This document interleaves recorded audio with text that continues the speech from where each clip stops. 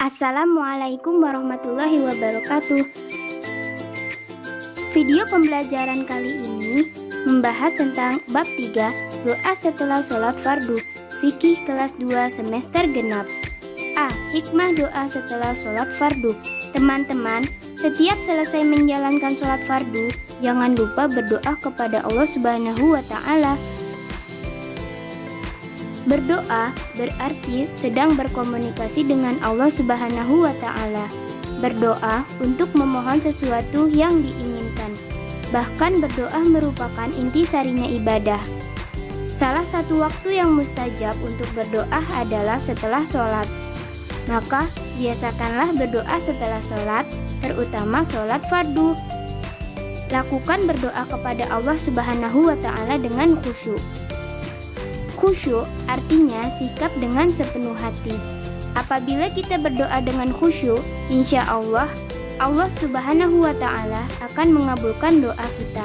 Allah Subhanahu wa Ta'ala berfirman dalam Al-Quran surah Al-Mu'min ayat 60. Allah Subhanahu wa Ta'ala memerintahkan kita untuk berdoa kepadanya.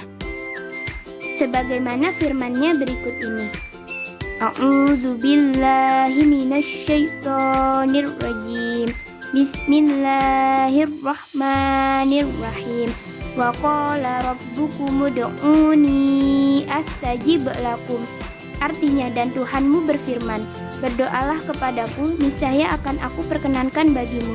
Quran surat Al-Mu'min ayat 60. Jika kita mau berdoa kepada Allah Subhanahu wa Ta'ala, Allah Subhanahu wa Ta'ala pun berjanji akan mengabulkannya. Agar cita-cita kita berhasil, selain rajin belajar dan berusaha keras, maka jangan lupa kita harus berdoa kepada Allah Subhanahu wa Ta'ala. Mengapa demikian? Agar Allah Subhanahu wa Ta'ala selalu memberi petunjuk dan memudahkan jalannya. Selain itu, manusia hanya diwajibkan berusaha dan Allah Subhanahu wa Ta'ala yang memutuskan semuanya. Maka, janganlah kita bosan untuk selalu berdoa kepada Allah Subhanahu wa Ta'ala. B. Bacaan doa setelah sholat fardu. Setelah berzikir, dilanjutkan berdoa. Orang yang hanya berusaha tanpa mau berdoa berarti sombong karena merasa tidak butuh kepada Allah Subhanahu wa Ta'ala. Allah Subhanahu wa Ta'ala tidak menyukai orang-orang yang tidak pernah berdoa.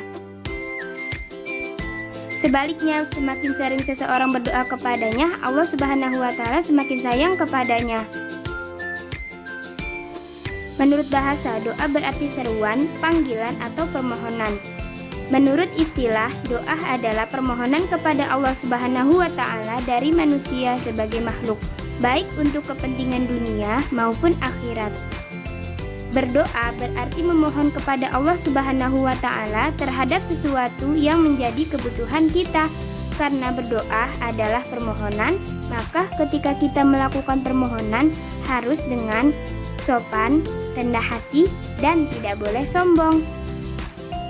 Teman-teman, lakukan berdoa kepada Allah Subhanahu wa Ta'ala dengan sungguh-sungguh dan berharaplah hanya kepada Allah Subhanahu wa Ta'ala.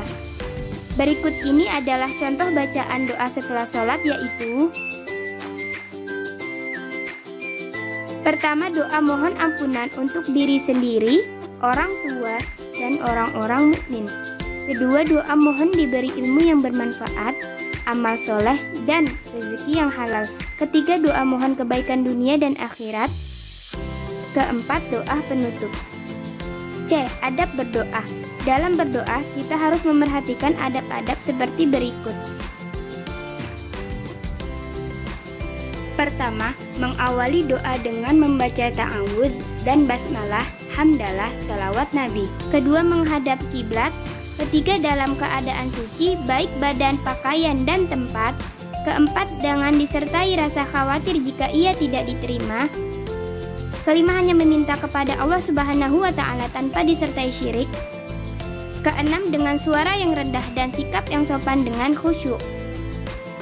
Ketujuh, berharap doanya akan dikabulkan oleh Allah Subhanahu wa Ta'ala.